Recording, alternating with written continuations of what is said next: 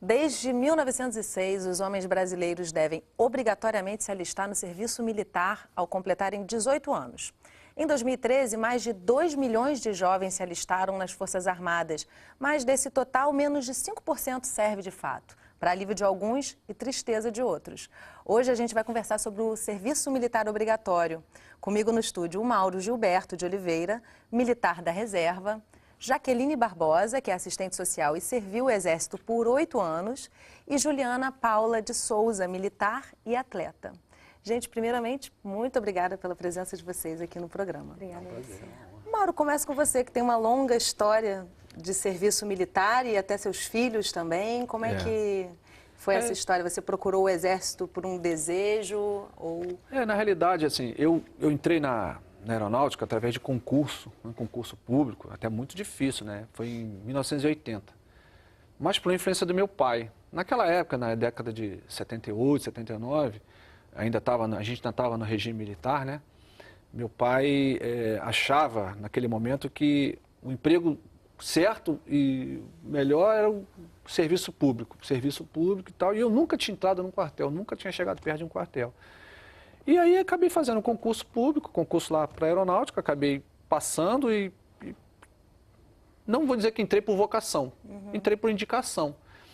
E aí lá dentro que a gente aprende, a gente tem, assim, ou você desiste na primeira semana, porque é complicado, é difícil. Haja resiliência, né? Porque é difícil você entrar no serviço militar através de concurso, né? Esse serviço obrigatório que você falou aí é mais para o soldado que está iniciando. Eu já entrei na prova para fazer para sargento. É difícil você entrar, mas é muito mais difícil ainda você permanecer. Porque o nível do ensino é muito elevado. Até hoje, eu acho que as escolas militares, tanto Exército, Marinha, Aeronáutica, o ensino é muito bom, o ensino é de alta qualidade. É muito puxado. É muito puxado. Então, para você permanecer lá, é muito difícil. E além do ensino, tem o regime de que você sai de casa sem nada e você tem que se virar. Você tem que acordar cedo, você tem que arrumar suas coisas, você tem que costurar, você tem que passar, é muito difícil. Como é que é para você, Juliana? Tudo isso que... Você é atleta também, né? Assim, é necessário ser um pouco atleta para servir a aeronáutica do Exército, da Marinha, né? Ajuda muito. O que acontece? O que ele falou é perfeito em relação a permanecer. Né? Eu passei por um concurso público também muito difícil, eu fiz o concurso em 2005, passei na minha segunda tentativa. Os 2 anos de formação, que foi muito mais difícil do que todo concurso, do que estudar matemática, português, física e química, porque lá dentro, logo de início, eu tive que passar por uma quarentena. Então, foram 40 dias sem ver a rua, imagina a família. Então, imagina o quanto é difícil para cada um, muitos não conseguiram. Muitos desistiram porque ao falar com o pai ou com a mãe no telefone começava a chorar. Essa quarentena, ela tem uma motivação.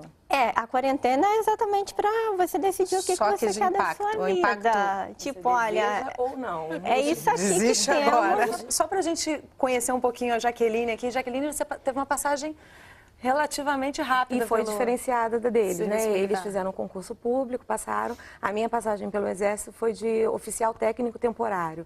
Na verdade, é uma análise de currículo, eu também não conhecia ninguém. Quer dizer, conheço, até porque moro em Magalhães Baixo, que é um bairro muito próximo à Vila Militar, mas não tive nenhum tipo de indicação, influência. E a gente faz um processo seletivo que é de análise de currículo. Entrei. Quando a gente entra, fiquei somente 8 anos, a minha experiência foi de 8 anos, também na turma de 2005. É bastante tempo também, né, gente? Porque eram 7 anos. Eu peguei a minha turma, foi a primeira turma que conseguiu o 8º ano. Aí, a partir da minha turma, agora são 8 anos, né? E, sem dúvida nenhuma, é essa questão da responsabilidade individual. Mesmo aqueles que trazem da sua casa a responsabilidade individual, a leitura da responsabilidade individual, ela modifica completamente quando você entra para o Exército.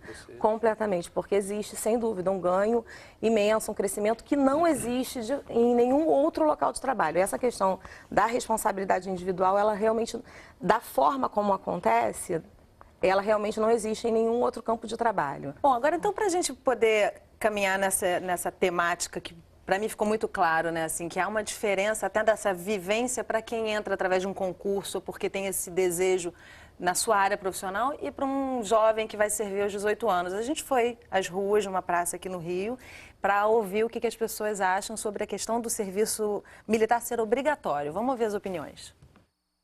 Qual é a sua opinião sobre o serviço militar obrigatório? Nada mais é do que uma obrigação nossa, né? Defender o nosso país. Eu mesmo fui paraquedista do Exército. Eu sou contrário, inclusive à votação obrigatória, que eu acredito que não se adequa à democracia atual que a gente tem.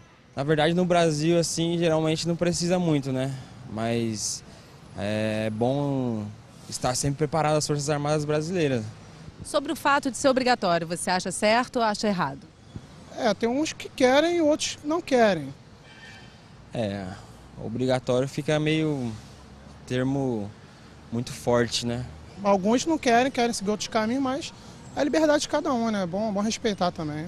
Eu acho que não há necessidade de ser obrigatório, porque a pessoa tem que ter vontade de fazer as coisas, né? Como a gente não está em guerra, entendo que não seria necessário todo mundo se alistar aos 18 anos, que alguns jovens querem estudar, outros já têm algum emprego melhor, né? E acabam dando um custo muito grande para as Forças Armadas. Vamos supor, o atleta, jogador de futebol, o cara no auge lá vai ter que servir o quartel, que é obrigado, e vai ter que parar a carreira dele. Pô, eu acho que não deveria ser obrigatório. É bom ser obrigatório também, porque se não for obrigatório, o pessoal não se alista. Como é que está isso hoje, gente? Assim, as opiniões são bem na mesma direção, né? A questão da obrigatoriedade. Mas ainda é necessário ser obrigatório ou essa fala também final é importante, ninguém se alista? Esse termo, assim, obrigatório, já é um termo muito pesado, né? Você fala assim, é obrigatório. Aí tudo que a gente é obrigado a fazer, a gente normalmente faz com má vontade ou a gente faz porque é obrigado. Mas eu vou te falar uma coisa, esse serviço obrigatório hoje é mais uma apresentação, né? Uma apresentação do cidadão que completa 18 anos de se apresentar ao quartel e dizer que está apto a servir as Forças Armadas. Mas não está tão fácil servir as Forças Armadas hoje em dia, não. Está concorrido. Hoje está muito concorrido. Hoje, para a pessoa ingressar nas Forças Armadas, Exército, Marinha e Aeronáutica, é muito complicado. É dificílimo. É quase que um concurso. Ele não presta o concurso, mas assim, ele se apresenta e ele conseguir servir hoje é muito difícil. Mas eu concordo com o rapaz ali que ele falou assim, infelizmente para o Brasil aqui, nós brasileiros, eu me trago nisso, se não for obrigatório, eu acho que 50% não se apresenta. 50% não vai dizer assim, ó, eu completei 18 anos, eu estou apto a servir. Mas as pessoas que se apresentam são suficientes para cobrir esse contingente? Geralmente as pessoas que querem, no caso, se apresentar. Se apresentam, logicamente, que né? As pessoas têm uma noção de que quase ninguém quer servir, não é a realidade. Não é a realidade. Não é a realidade. Mas essa realidade mudou nos últimos anos? Eu acredito que tenha mudado, até porque antigamente essa palavra obrigatório era levada mais assim no sentido literal, porque geralmente você se apresentava e acredito que a grande maioria era escolhida. Hoje está mais concorrido. Não é um concurso, mas assim, tem uma análise também. Uma análise física, entendeu? Não só física, como comportamental, lá no ato, quando a pessoa se apresenta. Entendeu? Eu acho que, embora sejamos um país de paz, como ele falou ali, ainda, né, nós, graças a Deus, não estamos envolvidos em guerras, mas nós temos, sim, uma missão de paz e é uma missão que está aí. Todo mundo está acompanhando, todo mundo está vendo que o Exército, a Marinha e a Aeronáutica estão lá e estão realmente implementando suas forças do bem, para o bem. Mas, assim, por que eu toquei nesse assunto? Eu acho que, embora realmente a gente não esteja em guerra, a gente não tem essa necessidade de estar com o contingente preenchido. Eu acho necessário, sim, que eles tenham essa vivência. Embora a gente estava conversando a questão do mas está estudando, tudo bem, se ele estiver já encaminhado, está estudando, mas assim, quando a gente entra, a gente modifica a maneira da gente se ver no mundo, porque quando a gente vem da família, a gente está com muitos desejos e os nossos desejos são muito absolutos, né? Eu acho que quando a gente entra num corpo que a gente realmente tem que dividir, a palavra divisão, eu acho que você aprende um mundo novo. É um trabalho em equipe, né? Lá você não vai ser visto como uma pessoa, como na família, uma pessoa assim individual. Lá você faz parte de uma equipe, você tem que cumprir horário, você tem que fazer a sua parte para aquilo acontecer, entendeu? As responsabilidades, elas são individuais, mas você está dentro de um grupo. Você passa a fazer parte de uma corporação. O seu desejo não é mais importante, o importante é o grupo. Você aprende a trabalhar em grupo, você aprende que o importante é o que o grupo está realizando. Bom, eu acho que realmente deve ser uma experiência de vida muito forte. Agora, só para a gente terminar esse bloco, Juliana, você trouxe a questão da quarentena ali, né? É a parte mais difícil nesse impacto de entrada, porque na saída de um quartel, por exemplo, o impacto é bem mais forte, né? Como é que, de vivência pessoal, o que você acha que, de princípio, foi mais difícil para você? Com certeza ficar longe da família, porque assim, ficar longe da rua, ok, você fica 40 dias sem ir pra rua, sem ir pro cinema, ir pra praia, que seja, mas agora você ficar 40 dias sem dar um abraço no seu pai, na sua mãe, no seu irmão, que seja, é muito complicado. E 40 dias, assim, num período de formação, fazendo coisas que você não estava acostumada, fazendo a ordem unida. A questão do esporte também é muito importante, porque lá você, querendo ou não, você tem que praticar algum esporte, porque eles levam muito em consideração a questão da saúde. O militar precisa estar fisicamente preparado. A gente não está em guerra, mas sabe-se lá, e depende do que chamam de guerra. Tem o interno também, o urbano, que não deixa de ser uma guerra, entendeu? Não é só um conflito entre países, mas um conflito interno. Então, a dificuldade maior, com certeza, é ficar longe da família. Sempre será, né, gente? Bom, a gente está conversando sobre serviço militar e o intervalo é rapidinho, não sai daí não, que a gente volta já.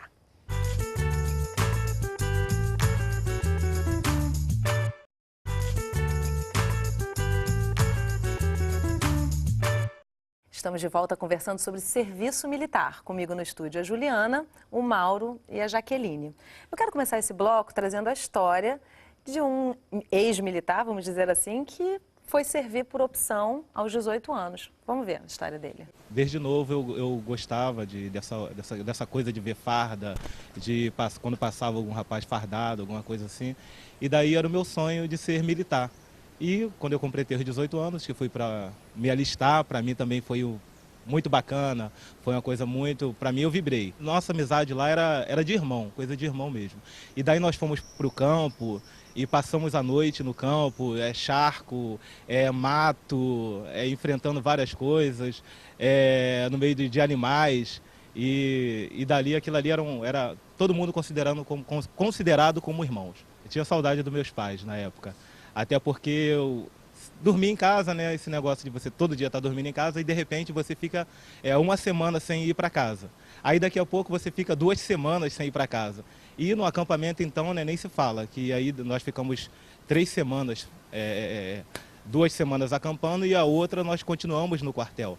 E daí para mim era difícil, entendeu? Porque tinha que estar ligando, ia pro orelhão para ligar para o meu pai, para minha mãe, para avisar que eu estava bem. Eu encontrei oportunidade de, como eu vou te dizer,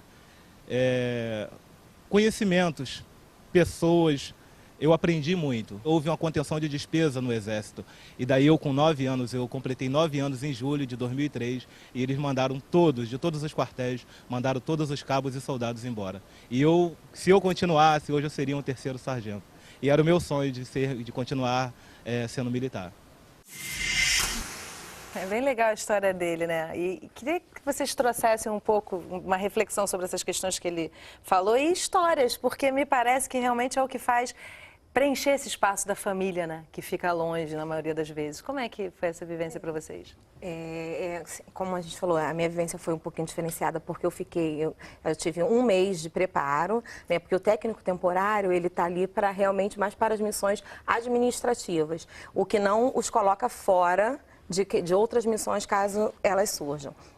Mas, assim, um ponto muito interessante que eu acho que seria legal estar colocando aqui nesse espaço, né, de bate-papo, é que a minha experiência como ela tem é diferente, porque eu vou sair, né? Você entra já sabendo a data que você vai sair, você se entrega, você realmente passa, aquela é a tua família, porque é uma verdade, passa a ser a minha família. No meu caso, a Verde Oliva passou a ser a minha nova família. O que é Verde Oliva? Da cor Verde Oliva, da farda, Mas né? Que é a forma como a gente se refere, né? A família Verde Oliva. Referência interna. Mas existe sim, e na verdade eu queria colocar duas situações. Aqui ele está falando do quanto foi bom para ele, porque a maioria dos jovens, por que eles desejam entrar? Justamente por conta dessa oportunidade de estar recebendo alguma renda, né, mesmo que ela seja baixa, mas por estar recebendo uma renda, ele está conseguindo entrar, às vezes, em alguns outros cursinhos, ele está começando a direcionar a vida dele, exatamente, tirar ele da comunidade. Por isso que muitas vezes a família quer que ele sirva,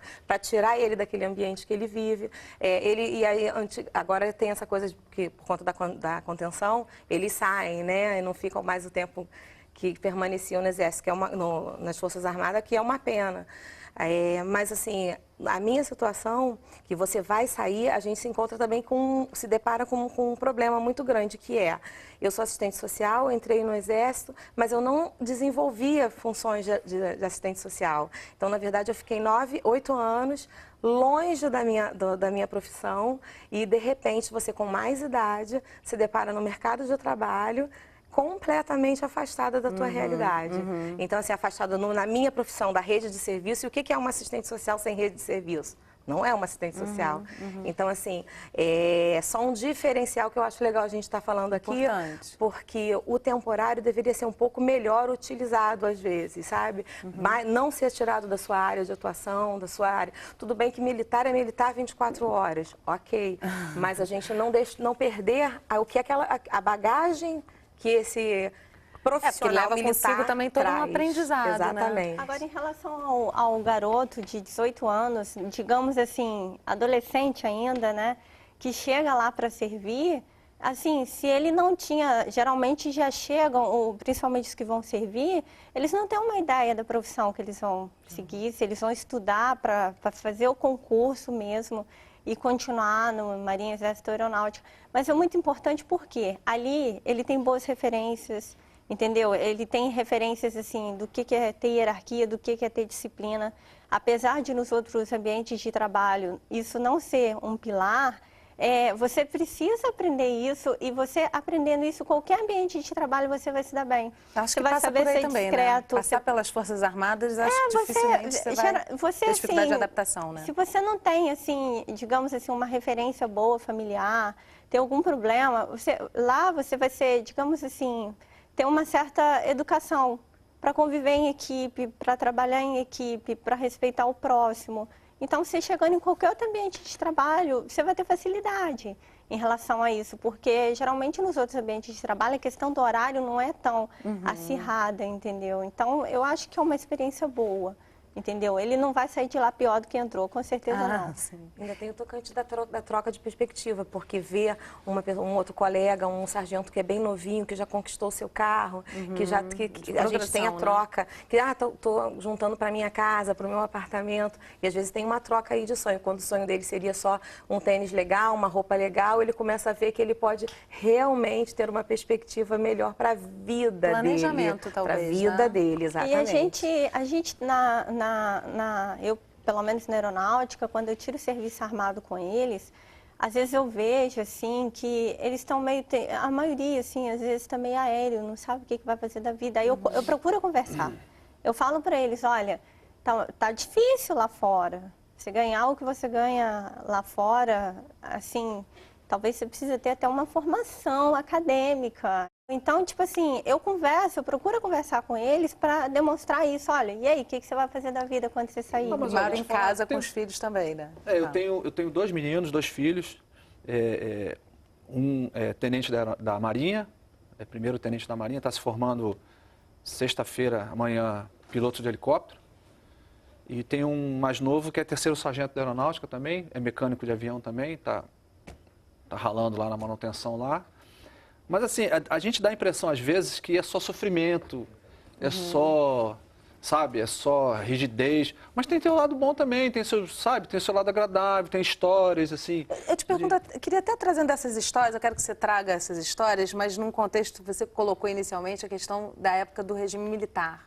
E que hoje você tem mais um despojamento maior, é isso? O que mudou? É verdade. Na minha época, década de 78, 80 quando eu entrei né, a rigidez era muito grande. O militar era, assim, até mesmo para estudar, para progredir, né, pessoalmente, não dentro da carreira, porque a gente na carreira, a gente faz vários cursos, curso de aperfeiçoamento, curso de formação. O serviço militar também nos dá isso de bom. A gente tem uma oportunidade de, dentro do quartel, realizar vários cursos, fazer vários cursos. Mas, assim, profissionalmente, para eu poder progredir, naquela época era muito difícil. Você era tolhido de estudar, de fazer uma faculdade. Era muito difícil um graduado fazer uma faculdade. Hoje não. Hoje, graças a Deus, a abertura, né, mesma do regime, não é que mudou, ficou um pouco mais flexível. Hoje, para as Forças Armadas, o graduado, tendo uma faculdade, e ele faz a faculdade por conta própria, ele tira do próprio bolso, né, para fazer essa faculdade, as Forças Armadas agora estão vendo que isso está trazendo benefício para a gente, para as Forças Armadas mesmo. Porque, no caso dela, por exemplo, ela foi temporária, mas ela já veio formada. O Exército não investiu na formação dela. O Exército simplesmente a pegou, formada, e utilizou os conhecimentos dela. Agora, gente, a gente está se encaminhando aí para o final do programa. Eu queria realmente ouvir histórias marcantes da passagem de vocês, dessa vivência de vocês no Exército, começando pelo Mauro. Com tanto tempo, alguma coisa que ficou na sua memória que você vai levar com você? Olha, gente, assim, eu tenho muitas histórias, porque são 32 anos de caserna, né?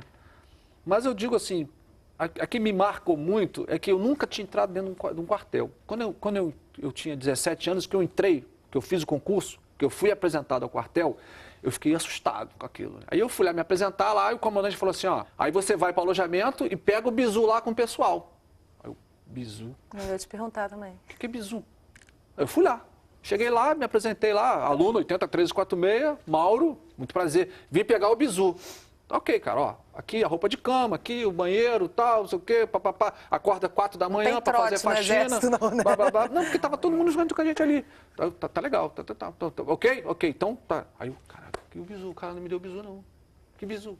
Aí foi chegando o pessoal, aí tinha um rapaz que era mais experiente, já era até militar, eu falei, vem cá, tu já pegou o bizu? Claro, primeira coisa que eu cheguei aqui, eu peguei o bizu. Falei, eu não peguei esse bizu não, cara. Não pegou o bizu? Cara, olha só, isso. Tá certo? Tá certo. Aí chegou lá o comandante da esquadrilha. Tá todo mundo com bizu aí? Todo mundo já pegou o bizu? Eu não peguei esse bizu. Eu já peguei a bota, já peguei a farda, peguei tudo, mas não peguei esse bizu.